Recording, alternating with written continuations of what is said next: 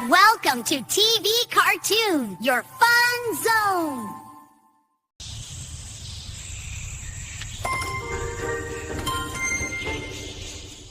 ए लड़की, तू जाएगा कि नहीं?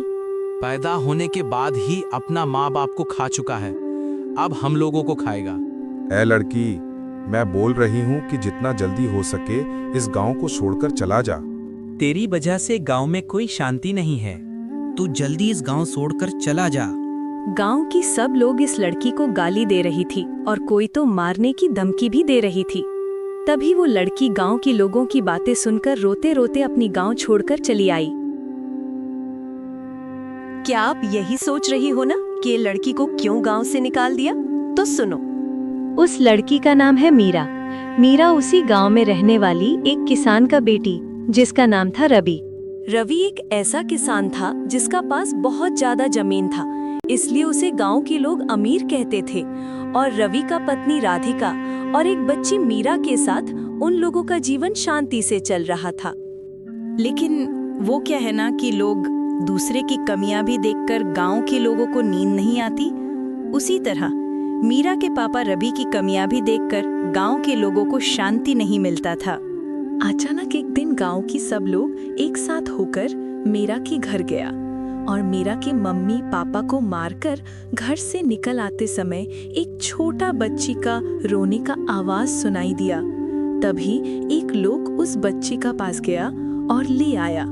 तभी गांव की कुछ लोग बोला कि इस बच्ची को भी मार देना चाहिए, लेकिन उसने मारने नहीं दिया और घर ले आया।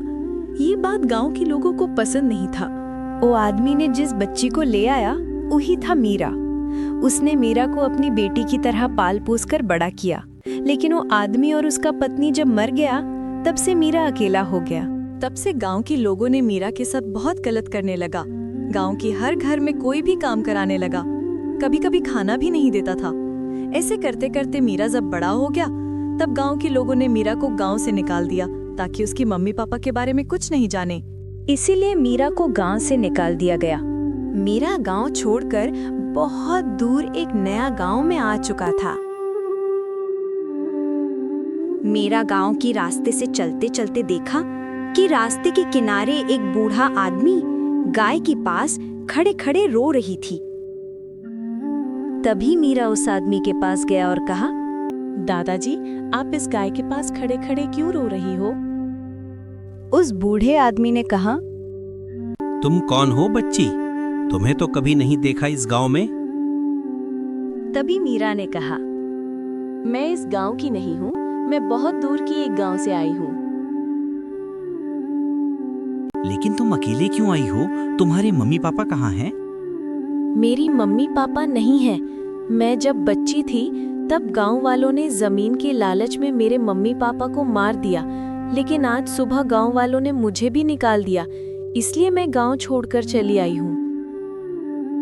चली आई हो मतलब अब तुम कहाँ जाओगी? अब मैं कहाँ जाऊँ कहाँ रहूँ मुझे भी नहीं पता। लेकिन दादाजी, अब रो क्यों रही थी? कुछ देर बाद रात होगा, तब तुम कहाँ जाओगी? तुम पहले मेरा बात सुनो। तुम मेरा साथ मेरा घर चलो, घर जाकर सब कुछ बताऊंगा। बोलकर वो बूढ़ा आदमी मीरा को साथ लेकर अपना घर की तरह चला आया।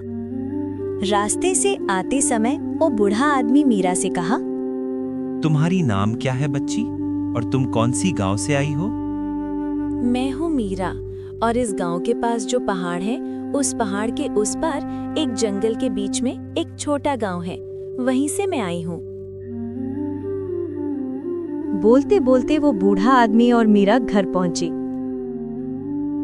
घर पहुंचने के बाद वो बूढ़ा आदमी गाय को एक पैर के नीचे रखे आई। गाय को रखकर मीरा के पास आकर बैठी और बोलने लगी, मेरा घर में कोई नहीं है, मैं अकेला हूँ। आज से तुम यहाँ ही रहोगी, तुम्हें कोई चिंता करने की जरूरत नहीं है।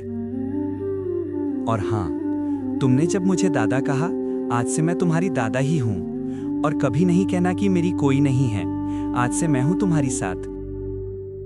बूढ़ा आदमी बोलते बोलते मीरा ने कहा, ठीक है दादाजी, लेकिन आप वहाँ क्यों रो रही थी? और आप अकेले क्यों? आपका परिवार को क्या हो गया? बताइए ना दादाजी। मेरा परिवार बोलते मैं और तुम्हारी दादी माँ, हमारा कोई बच्चा नहीं था, इसलिए हम दोनों बहुत दुखी थे। लेकिन 2 दिन पहले तुम्हारी दादी माँ को भगवान उठाकर ले गया, तब से मैं और अकेला हो गया। वो बात याद करके रो रही थी। तभी मीरा ने कहा, काश आज दादी माँ जिंदा होता तो मैं उसे देख पाता। इसके लिए कोई चिंता नहीं करना दादाजी, क्योंकि भगवान जो करता है हमारी भलाई के लिए ही करते हैं। तब से मीरा इस बूढ़ा आदमी को दादा कहकर बुलाती थी और इस बूढ़ा आदमी के साथ ही रहने लगी। बूढ़ा आदमी ने भी मीरा को अपना पौता की तरह देखने लगी। ऐसे करके मीरा उस बूढ़ा आदमी के घर में अपना जीवन बिताने लगी और उस आदमी की हर काम में मदद करती थी, चाहे वो घर की काम ही हो या खेत की काम ही क्यों ना हो, हर काम में मदद करती थी। ऐसे करते करते मीरा और उस बूढ़े आदमी की जीवन अच्छी से चल रही थी। लेकिन कुछ दिन बाद अचानक एक दिन उस बूढ़ा आदमी की एक्सीडेंट हो जाता है और बूढ़ा आदमी वहीं मर जाता है। नहीं दादाजी, ये नहीं हो सकता। उठिए दादाजी, उठिए। तुमने मेरी दादाजी को मार दिया। अब मैं फिर से अकेला हो गया। अब मैं किसके साथ रहूंगी दादाजी? उठिए दादाजी, उठिए। बोलकर जोर जोर से रोने लगी। दादाजी मरने के कुछ दिन बाद मीरा अपने घर के बाहर बैठी थी। तभी एक गाड़ी आकर मीरा के सामने रुक गया।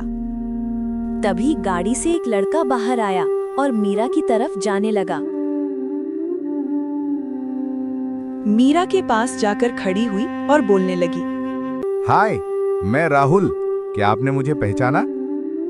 तभी मीरा ने कहा, क्या आप वही हो ना जो उस दिन तुम्हारे गाड़ी से मेरे दादाजी का एक्सीडेंट हुआ था? हाँ, तुमने सही पहचाना, लेकिन मैं उस दिन के लिए आपसे माफी मांगती हूँ। और हाँ, आज मैं तुमको एक बात बताने आई हूँ। अगर तुम मानोगी तो तभी बताऊंगा। क्या बात बताओगी, बोलो। क्या तुम मुझसे शादी करना चाहोगी? मैं और तुमसे शादी? वो कैसे हो सकता है? सब कुछ हो सकता है, तुम मेरा साथ चलो। तभी राहुल मीरा को लेकर शहर की ओर चला जाता है।